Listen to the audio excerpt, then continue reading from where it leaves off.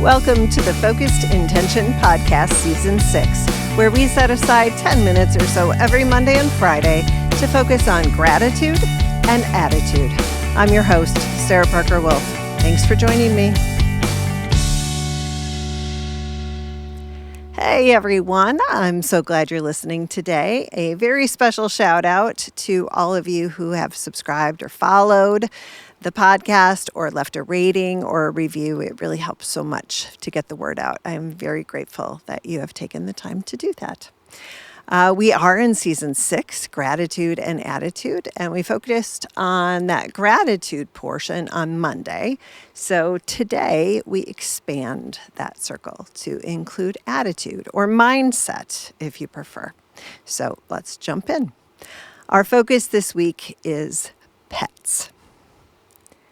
If you're on my email list, and there's a link in the show notes if you want to be. Anyway, if you receive my emails, the one from Monday gave you a peek at my gratitude journal page, which it does every week. But it gave you a peek at my gratitude journal page for pets.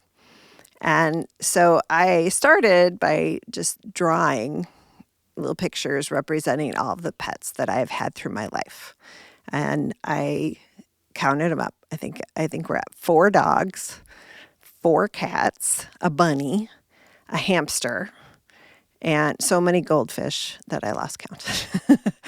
And depending on the portion of my life that they were a part of, I spent more time with some than others, but they were all very precious in their own right. And as a kid, these friends listened to me. They snuggled me. They annoyed me. They made me laugh, especially my hamster who used to get out of his cage and try to sleep in my sister's hair. That was a really good one.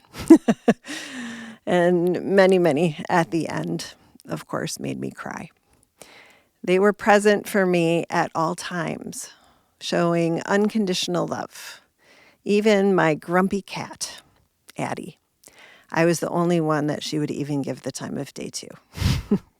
She really didn't like my husband. Anyway, they all taught me a level of responsibility. And if you saw the picture, you will also notice that I drew a lizard. And when we lived in the South, there were many skinks around our house that used to scare the heck out of me.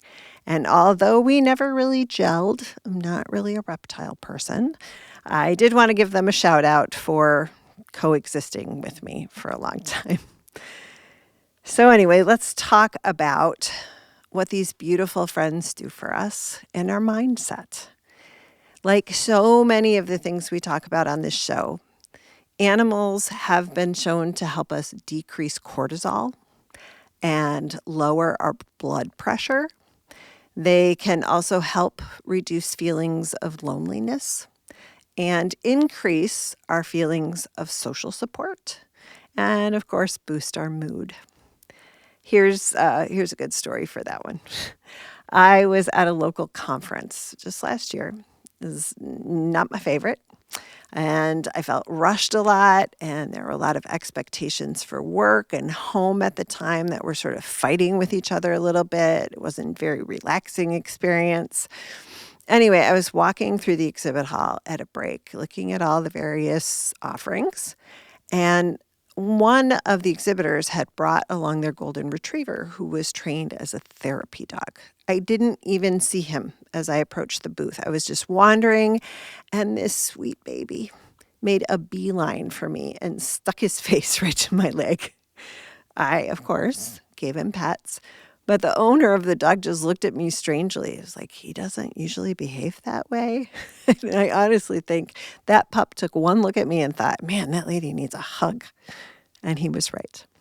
Of course, there's no one type that fits all when it comes to pets.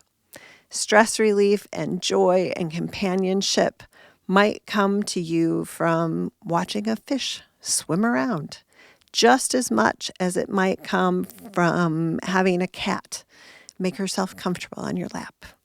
Or maybe you are a runner and your dog is your running partner and you share that joy.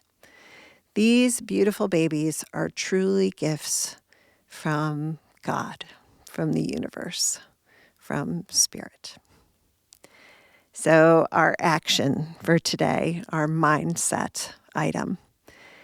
Today, if you have a pet, I encourage you to spend some extra time with them. Extra pets, extra snuggles, extra walk time, extra snacks. Mindfully observe them and care for them in their beauty and uniqueness and celebrate what they bring to the world. And if you don't have a pet and you're an animal lover, go ahead and baby somebody else's pet or volunteer at a shelter. And if pets really aren't your thing, perhaps just sit outside and appreciate the birds or the squirrels or any other animal that makes our lives richer and more fulfilling each and every day. Thanks so much for joining me here on the Focused Intention podcast. If you're enjoying the podcast, I encourage you to subscribe or follow us on your favorite podcast app. And if you are looking for a daily dose of focus and intention, please join me for the Focus Word of the Day. You can find it at Focused Intention Podcast on YouTube.